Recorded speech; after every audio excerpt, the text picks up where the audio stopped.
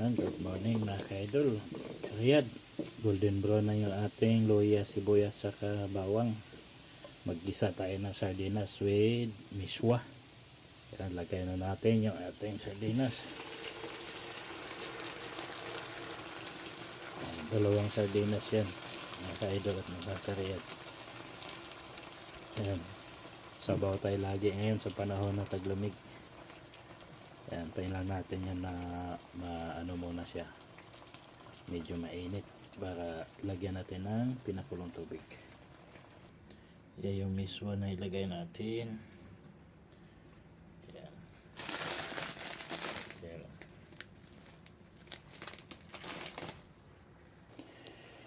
Yan mga ka-idol at mga ka-riyad, lagyan na natin mainit na tubig.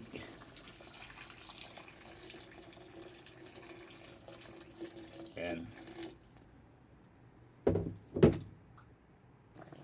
Ayan mga ka-idol, maglagay tayo ng pampalasa, kunting patis bago natin ilagay yung ating miswa. Ayan. Alright, ayan mga ka-idol at mga ka-riyad, lagay na natin ating miswa. Ayan. Simpleng loto lang yan, kaya walang gulay. Ayan siya. Mamaya ko konti na rin ang sabaw niyan. Right. Simpleng ulam sa panahong taglamig. Yan, okay na rin yung timpla niyan mga ka-idol. Yan, sarap sana nito kung may gulay. May patula. Anong wa kami agi? Ayun, ka-idol, okay na. Konting na lang yan.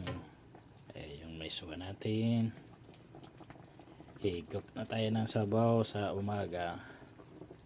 Ayan, ganda sana yan kung may miswa. Kaya lang, hindi ako nakadaan. Ayan. Simpleng luto lang yan mga ka-idol. Ganito naman kami kadalasan dati sa aming probinsya. Ang mga bata pa kami. Lalo yung yung tinatawag na pansit udong. Ayan. Ito naman miswa na walang gulay. Alright, hanggang dito na lang mga ka-idol. Almusal na. Ayan, good morning sa lahat. God bless you all.